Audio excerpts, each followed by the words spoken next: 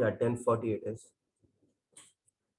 And I think this time around we did not receive any of such notification like 40 minutes of last time, right? We this time around have a full-fledged 50-minute session. So that's a good thing.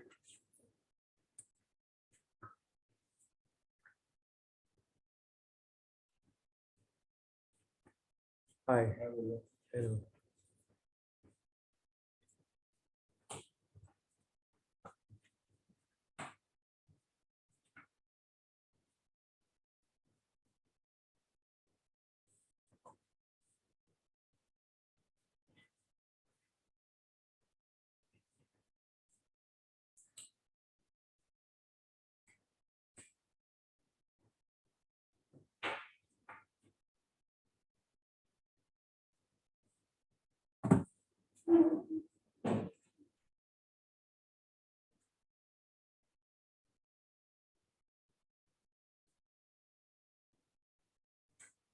Okay, so I think we can just start writing. Okay, everyone, welcome to our first class of strength of materials. Let me just start writing it. Then I think we can make some announcements. So I'm sure that you enjoyed your statics classes, right? In statics, they taught us summation of forces equal to 0, right? And they also taught us that summation of moments is equal to 0. Both of them have to be equal to 0 for an object to be static. Like this is static, this is static. You cannot have this rotating like this and then classify this projector as static. That would be ridiculous. This is static because there is summation of forces equal to 0 and summation of moments equal to 0. Okay, this is what they told us. And when we were going through statics, we used to have external loads.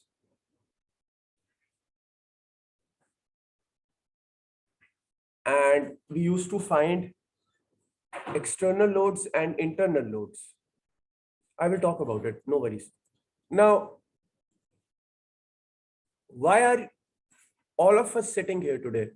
If you have gone through statics, and in statics, basically what they were telling us was that what kind of force would be through that bar that is on top of that projector. What kind of force is in that fellow, right? Because of the weight of the projector. Or for example, if I'm sitting on that chair, what kind of forces would be on those 4 legs of the chair?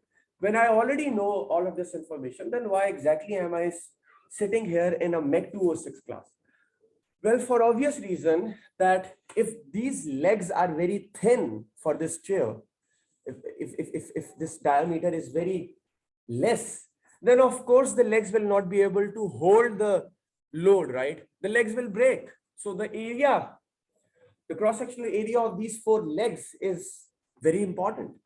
So once you have found the force, we are happy for you, but the story doesn't end there. You have to design a structure. So you have to be very intelligent in the decision whether the leg should be small or should be big. And of course, I cannot have 4 toothpicks hold the weight of an entire human being. That means that now I know the force that will go through those 4 legs, but I need to have a certain knowledge that will determine what kind of area of the leg I need. Now you can be like, well, why don't we have a big area as big as possible? Well, that's not viable, right? If I am a factory owner and I'm making 50,000 of these chairs or 10,000 of these chairs every year, it will not be viable for me to just pick a big diameter and just keep making that. So for strength of materials, this is why we are standing in this class. Mechanics of materials or strength of materials. Wait a second. I think the name of the course is strength of materials. That's fine. Strength of materials, mechanics of materials is the same thing. So this is why today we are sitting in this class, that now by the knowledge of statics, I know the kind of forces going through those 4 legs of the chair, but what kind of size I want, strength of materials will tell us. Okay, 10:40 it is. Okay, everyone, welcome. I hope you had a great vacation. So for this 206 class, there are a few announcements. Number one, We will have all the exams as face-to-face. So there are no qualms about it. Because of some health issues, I did not have time to send you any email regarding the strategy we will proceed in this semester. But I'm pretty clear. So I will tell you right now. We will have a midterm 1, we will have a midterm 2, and we will have a final exam. Now, all three of them are 30, 30, and 30. The graded homework will constitute 10%. You will see this in the form of a written email as well. Now, as far as the graded homework policy is concerned, I'm very lenient about it. For graded homework, it's more for your own benefit. So you do it, you learn from it. I will post the solutions of it. As long as you are doing it and you are learning, you will be getting generous grade for your graded homework.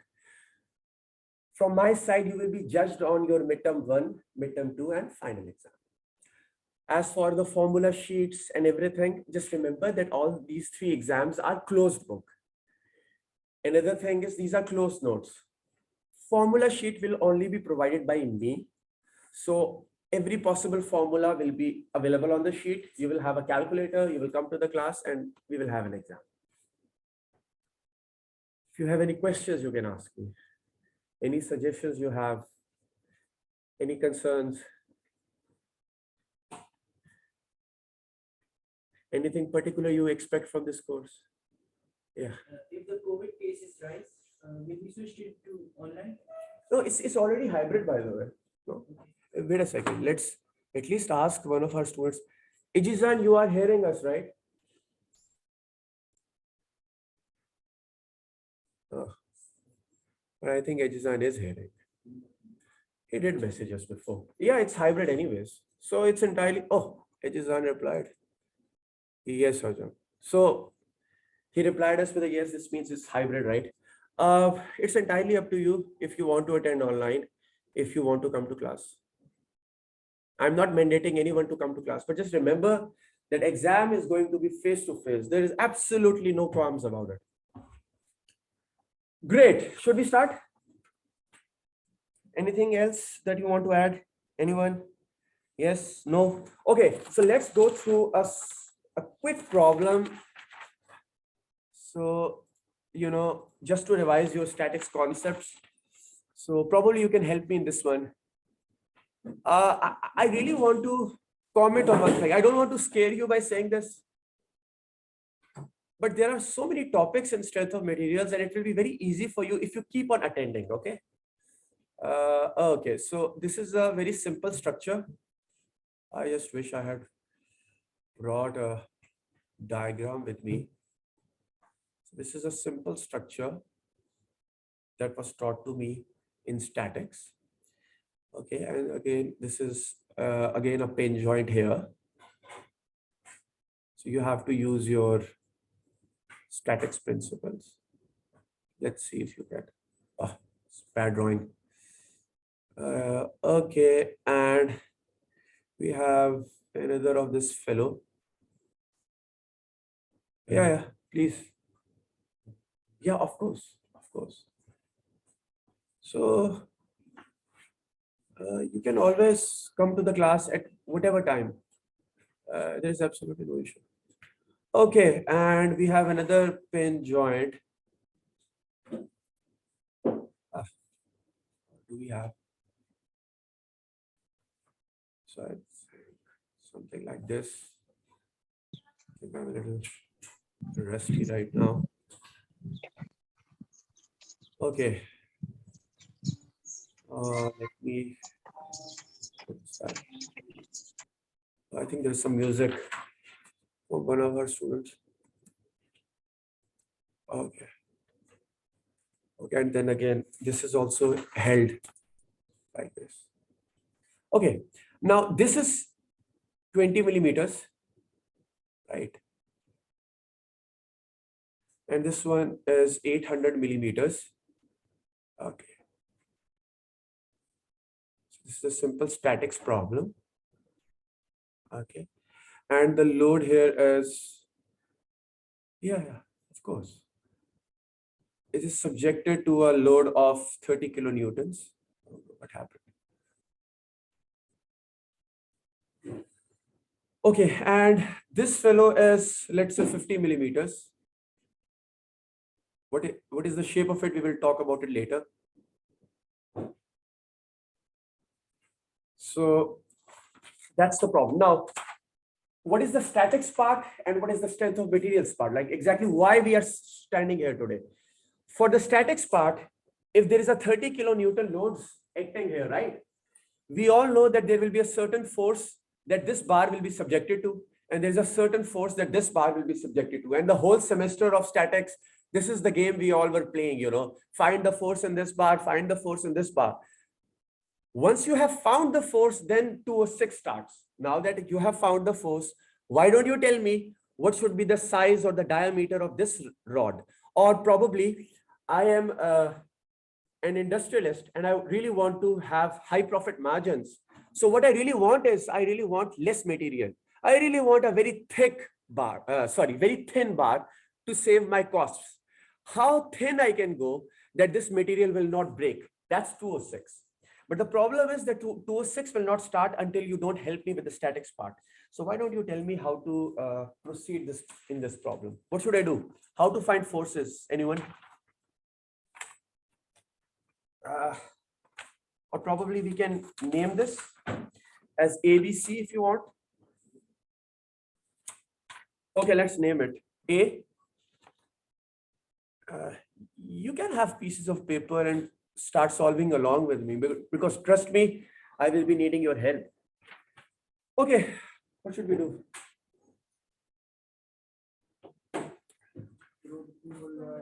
Free body diagram? Yeah, that's a good one. Yeah.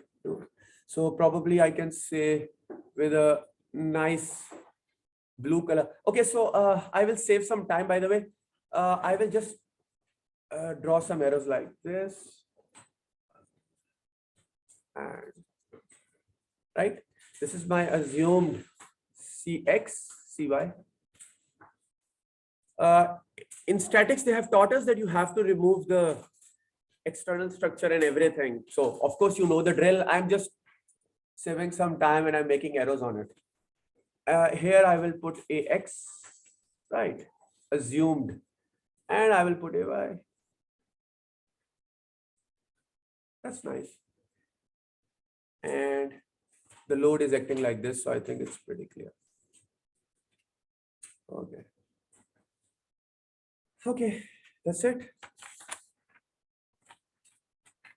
Let's do a summation of moment about C, right? Because that would make life, sorry? Yeah. Yeah. Okay, summation of moments about C equal to 0. By the way, this is just bad drawing. This fellow should be like beautifully put like this, but anyways. So if summation of moments about C is equal to 0, then I think this will be an anti-clockwise moment. Did I tell you the distance? How, can I? Oh, no distance. Yeah, this is 600 millimeter. Right? And yeah, 600 millimeter, 800 millimeter. So let's quickly do it. Anti-clockwise moment, I will say is positive. And I will do a AX multiply by 0.6. Right? And then what about this one? This fellow about this point is a clockwise moment minus 30 into 1000. Okay, with a nice Newton multiply by beautiful distance of 0.8 meter. And it's equal to 0. So AX comes out to be, you can use a calculator and let me know. I don't have it.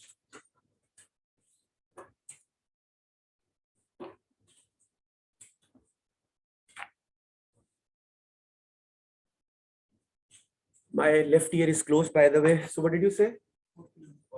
40. Okay, yeah, that sounds correct. 40,000 newtons. Nice. I think we can quickly continue. What else? Summation of forces in the x direction equal to 0, right? That looks nice. Oh, I just realized that the whiteboard is not capturing. This is 600, by the way. Okay, summation of forces x equal to 0. I need to change the color.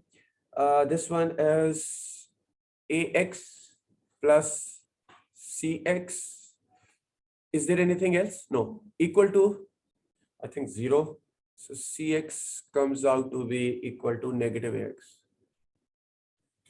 And what is cx? That's nice. It comes out to be minus 40,000 Newton. Let's not have this habit of comma, by the way, because in many European schools, comma is considered as a dot. So let's remove this. Okay, and summation of forces in the y direction. Let's do it. What is it? Ay plus cy, right? Minus 30 kilonewtons equal to 0, and ay plus cy equal to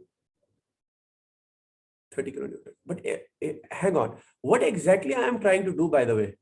Well, what I'm trying to do is I'm trying to find the forces in those two bars.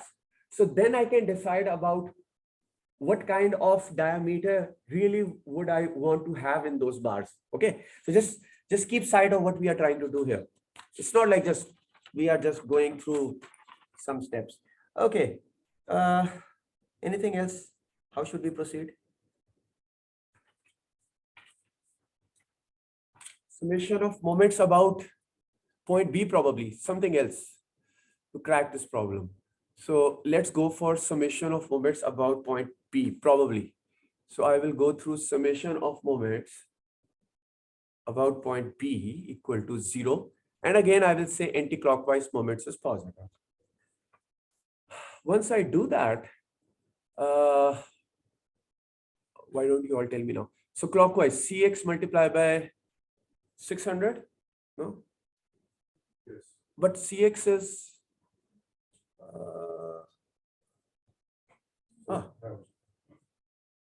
summation of moments about point P. But why in this notes? Something bizarre. When they are doing summation of moments about P equal to 0, they are not talking about Cx. Okay, I think we will follow the drill instead of just making assumptions. Okay, so Cx multiply by, what is this distance? 600 millimeters, 0.6 meter. And then this is Ay into this distance is 800 millimeters equal to 0, right? Yes. Okay.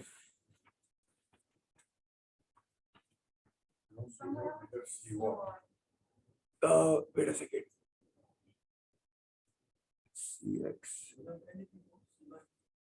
Wait a second. Actually, Cx and Cy will not come into the picture because at the end of the day, both of them are going through this bar. Because if I did not make it clearly, that's why now I understand. There is no need of even writing it. Sorry. Yeah, now ask me the question. Now it makes sense. Yes? Yeah, that's what how should I explain this? Look. Look. This whole thing, the C will go through the bar. So there is no point in having force is going through a point. I cannot talk about moment. Do you get my point? This is Cy, this is Cx. So this whole thing, the force will go through the bar. So when I'm talking about the moment about this point, the C will not be included in it because I'm doing the summation of moments about point B.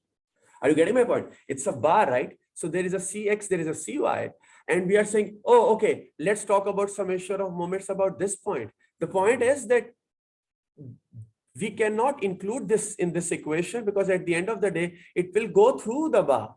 So that's why I should not write Cx or Cy.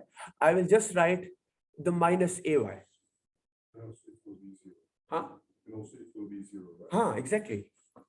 But if it's still not clear, probably we can again come back to this point because it seems a little confusing. Yeah. Because I think it's a two force number. Huh. Exactly. That's the bottom line. That's such a beautiful statement. It's a two-force member. That's why I'm saying From point B, and because they're the same force at C, that's why they cancel each other. exactly. It will.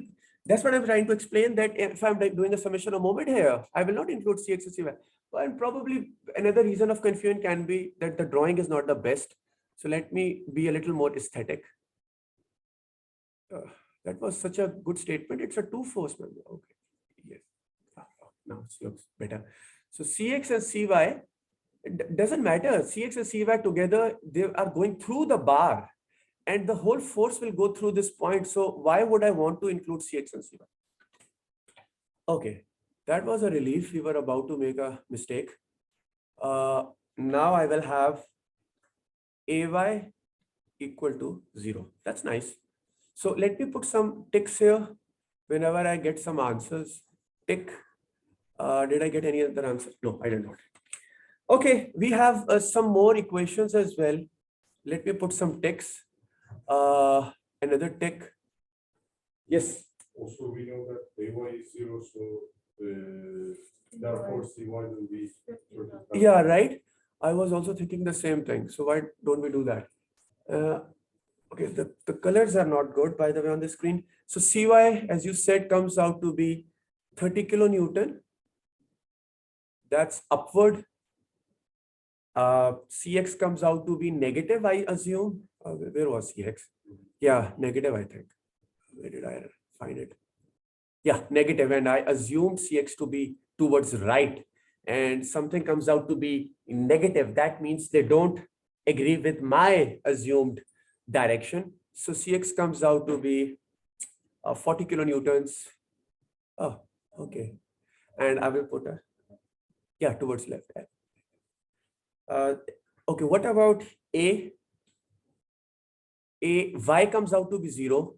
Ax comes out to be 40,000. And my assumed direction was right.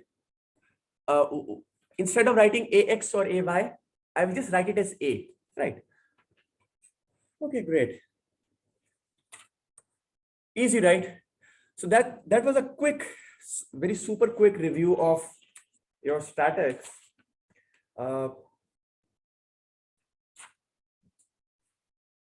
Makes sense, right? Yeah. Hocam, the question gives us the 600 millimeters, right? Huh. It does. It does. We didn't find the 600. Oh no, absolutely not. They have to give me at least 2 dimensions or relevant angles. So 600 was given to us. I am the one who forgot. Okay, should we proceed quickly? Any concerns? Okay, so let us talk about something new then. Oh, wait a second. We have, I know that. Ejizan, do you have any question? Ejizan wants to 654321. Okay. Okay. Everyone, quickly. So look, this is a bar. We have Ejizan who responded to us. Oh, thank you. So we have, look, this is a circular bar, the same bar we were talking about. Now let's have a quick insight into what exactly is happening, right? Statics, we all are done with it, right? We want to talk about something new. Now, exactly inside the circular bar that I showed you on the previous example, this is what is happening. Let's talk about this 20 kilonewton. So what were the, I think we should summarize the information in the form of forces through the bar. Otherwise, it is very confusing. So let me summarize it by writing F AB equal to 40 kilonewtons. Otherwise, you will keep on thinking FBC equal to 50 kilonewtons. So let us go back. and see whether FAB comes out to be, this is A, this is B. The force through this bar comes out to be 40 kilonewton. Let's see whether, okay, I did write it. Okay, go back. FBC, BC comes out to be 50 kilonewton. So anyone wants to talk about how did I write FBC comes out to be 50 kilonewton? Yes, because it's CX is 40 kilonewton. This fellow is 30 kilonewton. So that's why I came to the conclusion that we have a 50 kilonewton load that is through this bar. So now that I have a clear idea about the loads in the bar, now I will talk about the 206. So now in 206, when you talk about this bar, the one with the, where is it? BC, the 50. So this one, I'm really interested in this one right now. This is what is happening inside the bar, and you will find it just fascinating. There is this arrow. Nice. Then there is another arrow. And I will try my best to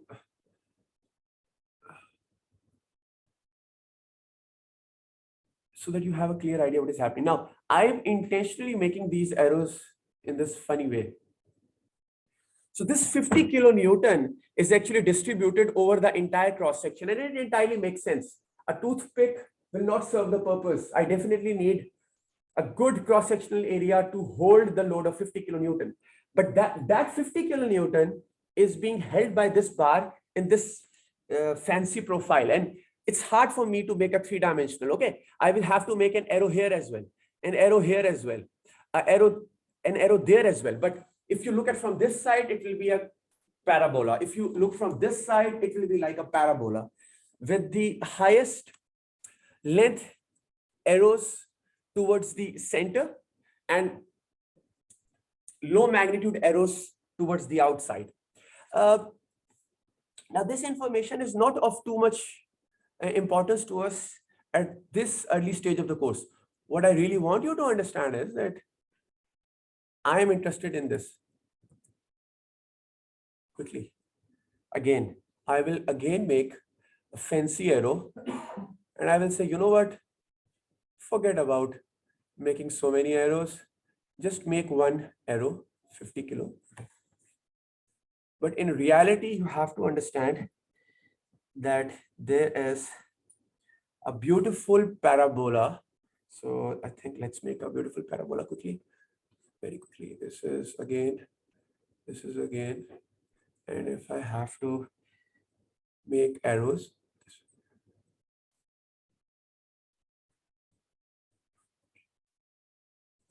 okay, just bear with me, please. Okay, I think you get the point. I will spare some time, so it will be.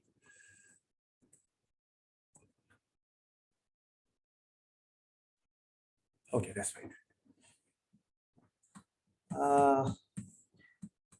Let me. Okay, so one thing that is exceptionally important, and we are all very focused, is the area. So that's the cross-sectional area.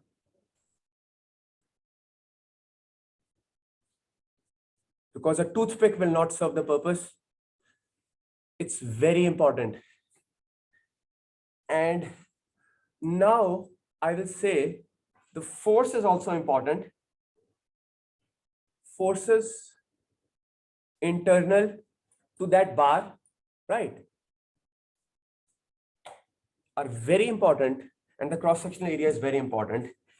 And here comes the surprise. Stress is force by area. The stress that this bar is subjected to is equal to force per unit area. And it makes sense, right? Because if this bar has to break, let's go back. If this fellow has to break, what are the possibilities?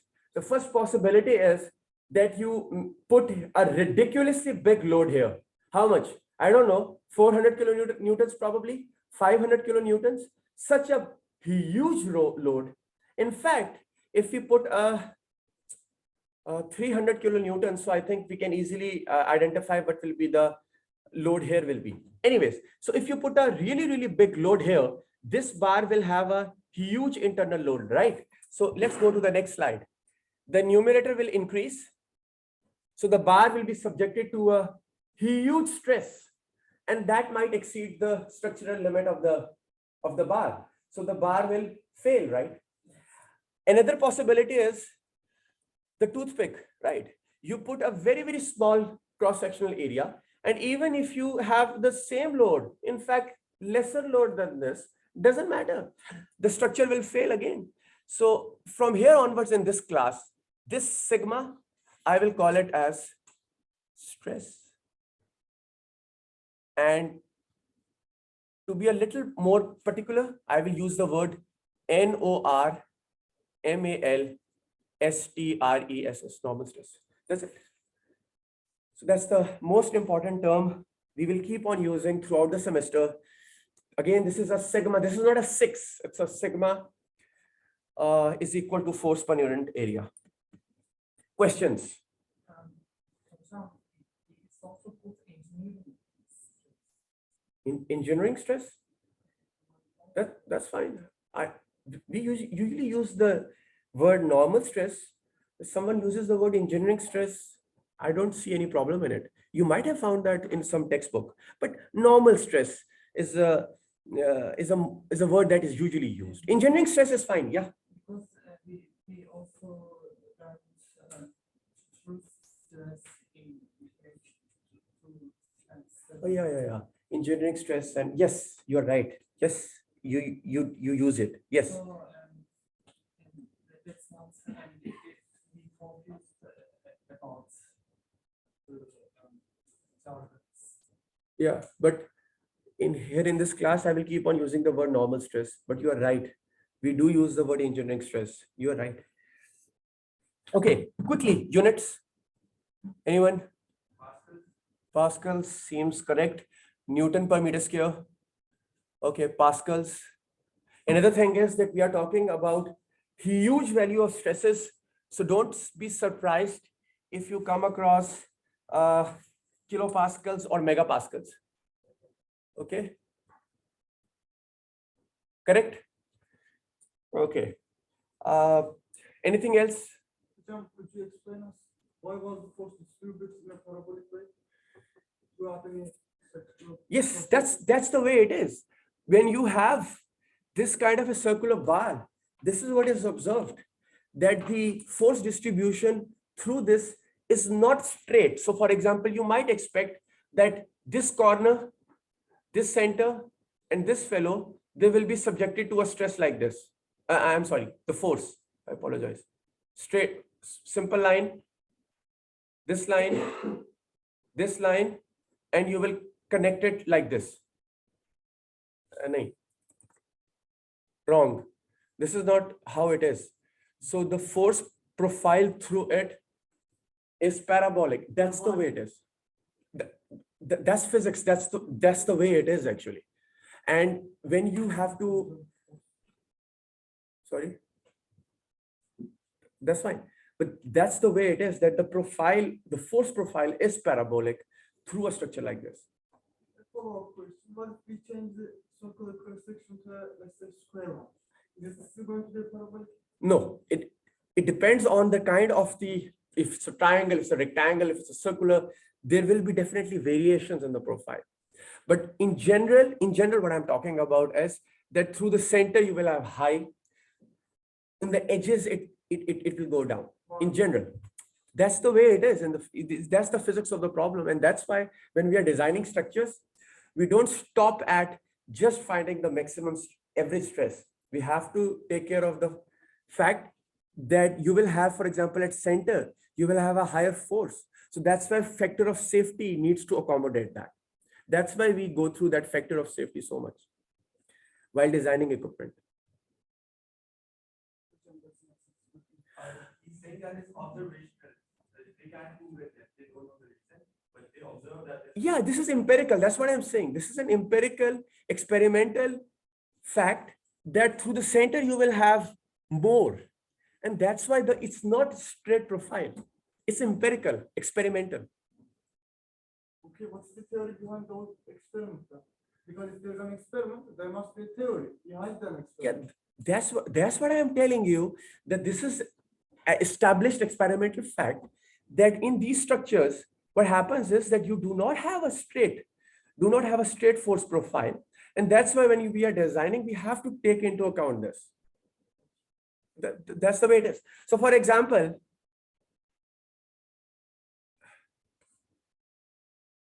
have you gone through fluid mechanics? No. No? But I'm familiar with the Okay. So they say that the boundary layer is like this. Yeah. Right. So of It's course, because of the friction. yeah, that's what I'm saying. So They- there is a reason. It's yeah, friction. of course. That's what I'm telling you. Exactly like there, the whole point is that if you have a structure near the boundaries, you will have the force that will be lower. And that's why we cannot just make a rectangular profile. Yeah, I get it. It cannot be, but in the fluid mechanics, the profile is parabolic Yeah, due yeah. to reason. It's the friction. This friction is makes its energy decrease, thus Yeah. slow. Huh. What, I mean, is the friction makes the No. force? You're not. The whole point is that this is all about the material holding the force, right? What I'm saying is that the force is more at the center, and it makes sense. In this structure, for example, near the edges, the force lines are lower. That's the way it is. We have experimental investigation, empirical observation. We come to this conclusion, and then we make sure that we have a factor of safety that takes into account this. I agree and understand everything. What I don't understand is why. Why? And I guess we made an experiment and we see this. We observe this. Why? Why this phenomenon is happening? We don't know that reason. That's what we say. We say we don't as science. You have to find it out. Like when we become engineers, we can find that out. That's what we say. Well, as the course progresses, you can see the reasons. But again, this is an experimental observation that for a circular bar, for these bars, the maximum force will be subjected at the center. And as we go towards the boundaries, it falls. And when we are designing structures, we have to make sure that the factor of safety takes into account. Anyways, I have to get to the next part of it. Okay, what about units? So I'm sure that British system of units you are not familiar with? No. So what we can do is we can just go over little bit of British system of units. Let me put it like this. You will find it a little hard. So, okay, instead of, have you heard of this? This one, pound, right? You have, right? Good. Yeah. This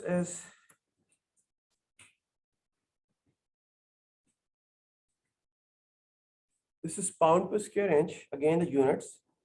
And this is 1000 pound per inch square. And that is 1 kilo pound per square inch. It's the first time many of you are hearing this, right? Some of you, but it's pretty confusing.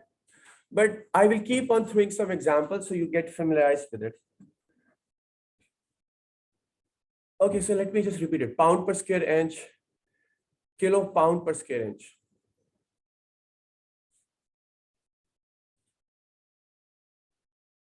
Okay. Should we continue? Okay. Oh,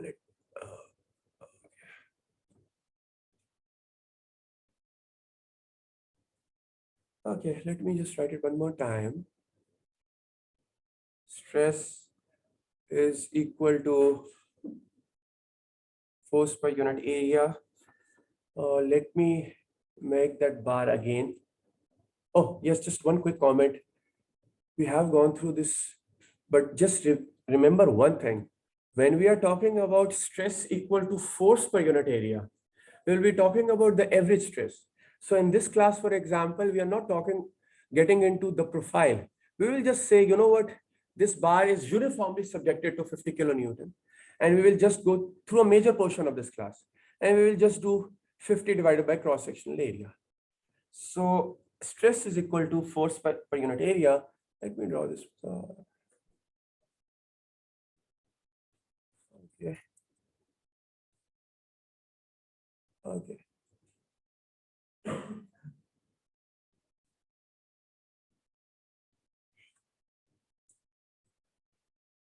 Okay.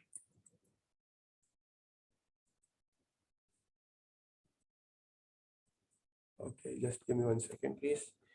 We have a force.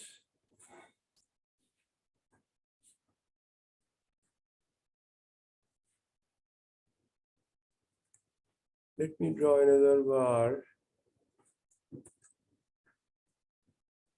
Let me draw another bar. Give me 1 second. Okay, this is left case, this is right case. Now, just quick comment.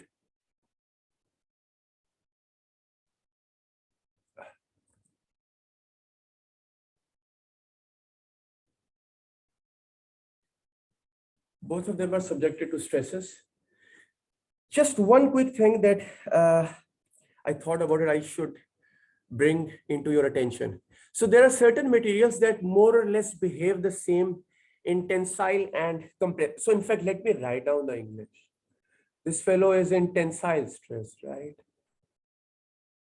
And this fellow is under compressive stress. So there are quite a few materials that are more or less the same in tensile and compressive behavior. For example, steel. Steel is super cool in this manner that it behaves good in tensile as well as in compressive loads. Cement, compressive, yes. Tensile, no. So for example, if I really have to hang something from the roof, I definitely would love to have some chains, good in tensile, right? Again, steel is used in buildings for holding compressive stress as well. Cement is used for holding compressive stresses, but as I said, if I really have to hang some structure, I really would want to avoid making some cement bars. Similarly, wood. Wood is very good in holding compressive stresses, but if I have to hang something, would I really want to make some wooden chain? I would avoid that. No. So for example, let me just write it down. So steel, good in compressive and tensile.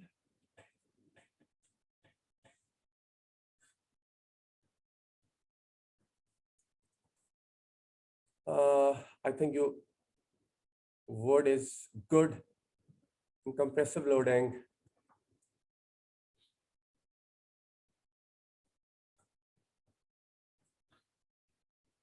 Cement is good in compressive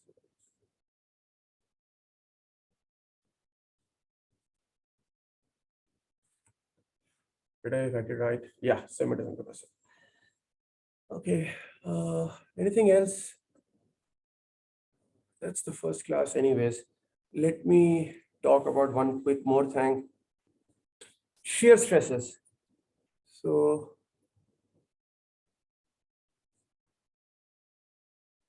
okay, I think you have gone through a simple structure.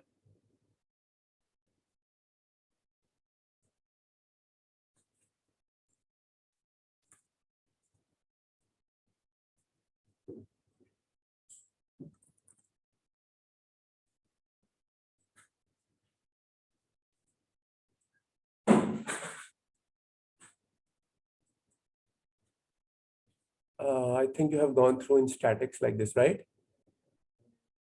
So let me make a simple load. Okay.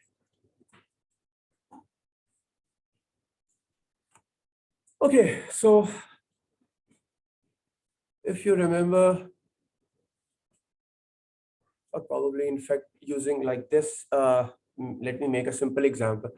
Otherwise, we will have to cut it and make all the sections. Okay, let me make it a little more simple. Sorry, this one is easy. Okay.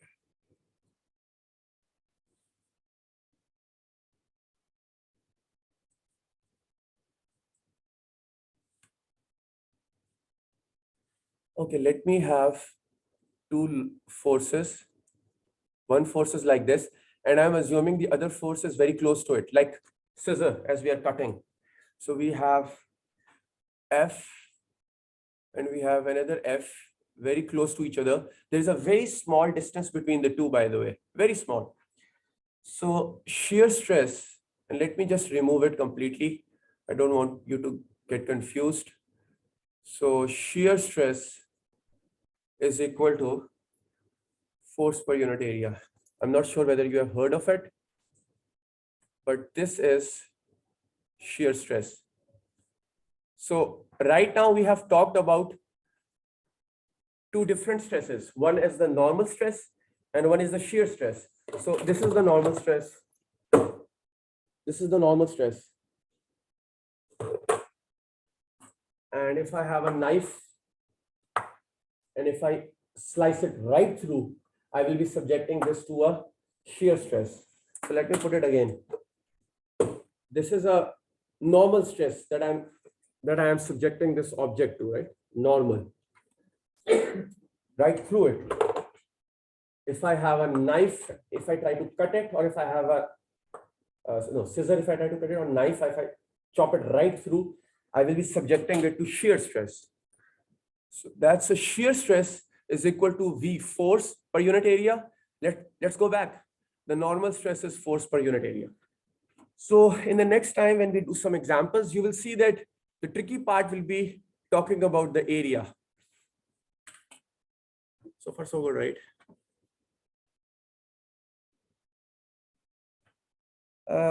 Okay, probably let me make a diagram.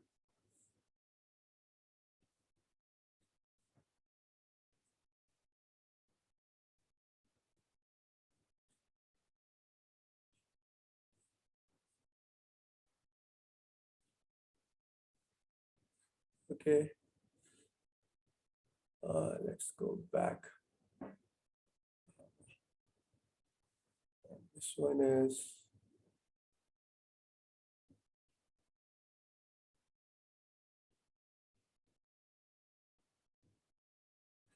let's say we have this rivet or whatever.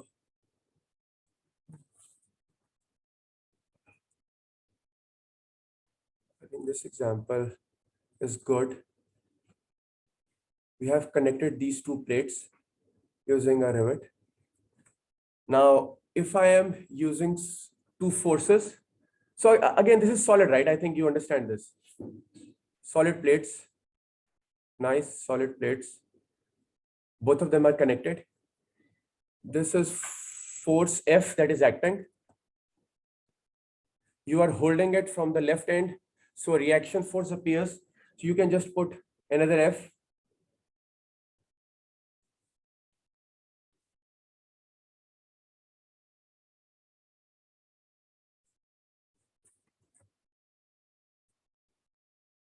That's the cross-sectional area. No.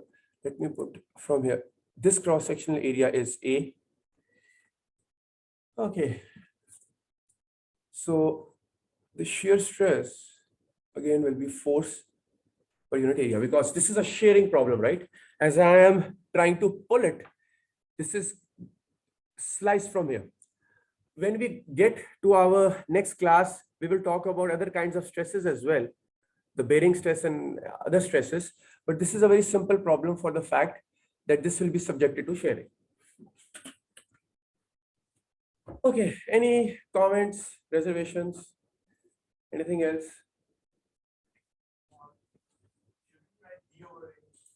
Did I? Yeah, so what did I write? F over, yeah, that's fine.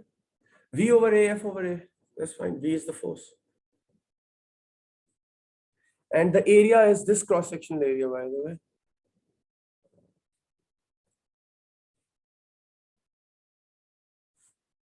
Right. Okay, that was our first class. Yes. Share us with these. Yeah, I will be posting it at the end of every class. That's not a problem, I think. Okay, any other questions? No, no attendance sheet.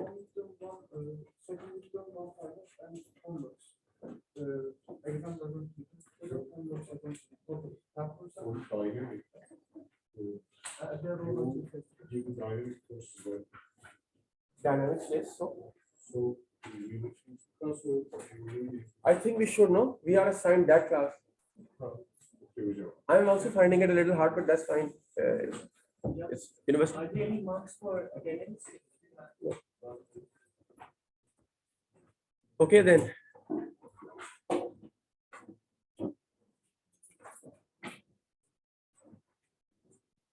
Okay, everyone. Thank you.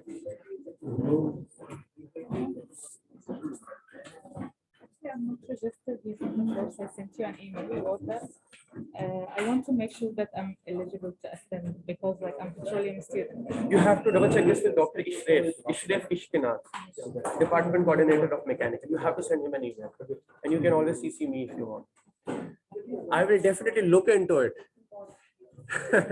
There's nothing wrong in it. I will look into the physics of it. Let me put it this. Okay? Okay. See you. Vidya, I wanted to ask about the first question, because why can't we use like X1 and Y1? Okay. Yeah. And I think I have an answer for that. What is the answer? Stress is like force over area. If you're in the middle, the radius is small, so the area is small. As you go wider, the area increases, so the stress decreases. I think his question was covering different part of it, but anyways, I will look into it. Okay.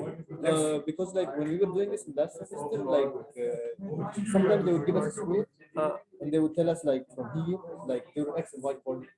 Like one force would be at one end and one would be at the other end. So that's why they would be like, you can use the X coordinate for like the X side, and you can use the Y one. For example, like if it was on a square, and like we're using this point as like the pivot, and they told us like there was one stress here and one stress here. We use the X coordinate for here and the Y coordinate for here. So that way. Wait a minute. Your question is why didn't we put CX and CY here? Yeah. That's your question, right? My point is that look, this is CX and this is CY. Yeah. Both of them will go through the rod, right? Yes, but like this one also goes technically through the rod, because like if it's going through the rod, then like X will also have like a small like section that like if you make it like perpendicular to the rod, it will have an angle. Wait a minute. Oh. Look, the AX here, where is AX? AX is AY. Where is AY? Let's find AY. Is AY 0? You have to find AY by the way. AY is somewhere here. AY 0? Huh. AY was 0, right? So AY was 0, that's why. Wait a second. No, AY. Oh, yeah, AY is 0. That's 0 because of this. And that's where I want to add CX and CY. CX and CY is acting through this point. So moment में वो add ही नहीं करेंगे. यार लेकिन वो जिस rope पे Oh, wait a second. 205 I thought नहीं you था? got- Okay, so you can speak also Urdu. Okay. Okay, great. You switched to Urdu, so okay, that's fine. So your question is, wait a second. Keep looking into it. You will find the answer there.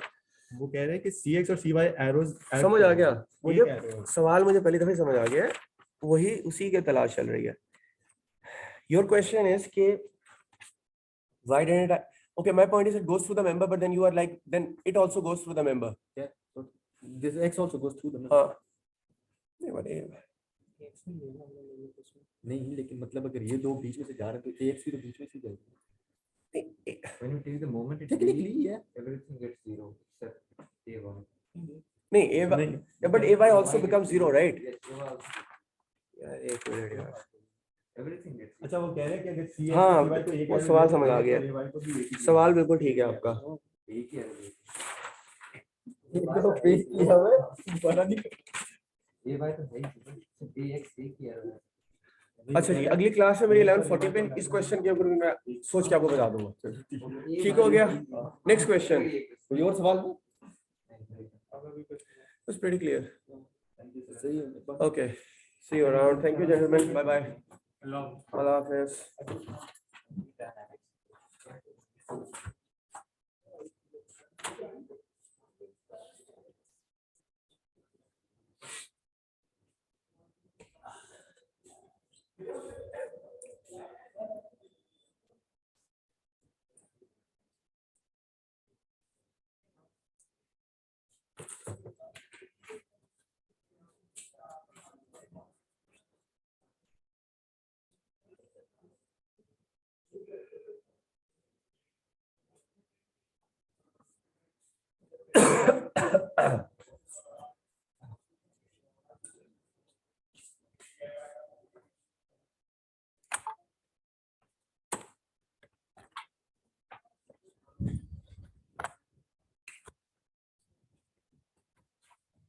Sure, why we are even switching the classes? Give me a second. I'm not sure why we are switching. Oh, so all of us have switched the class. All of us have switched the class.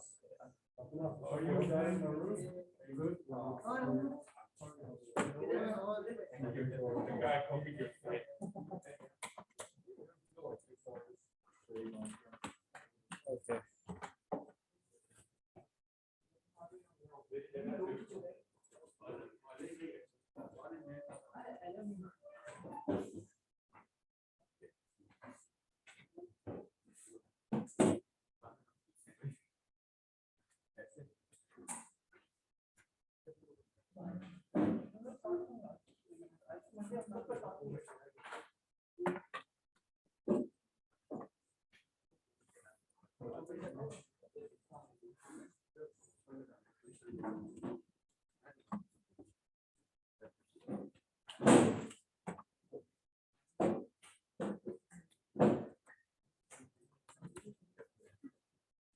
I'm actually not understanding the logic of switching the class forever.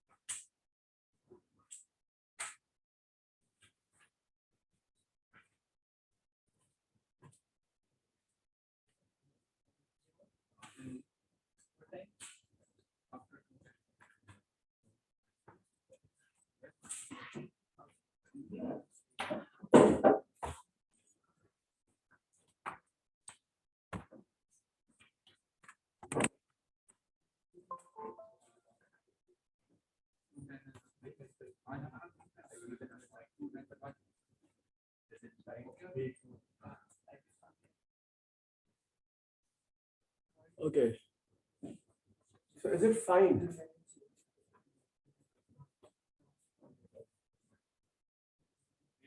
This projector is a little different.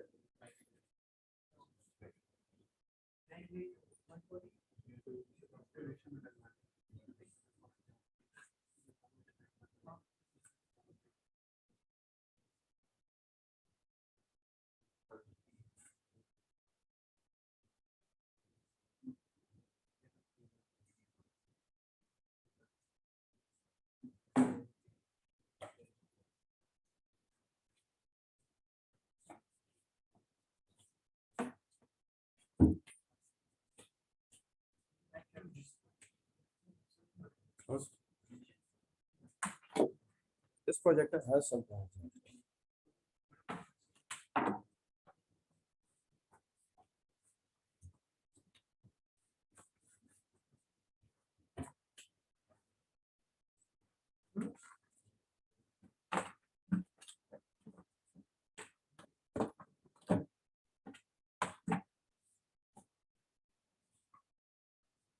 TAZ 9 is allocated to us, right? 9, okay. Let's start.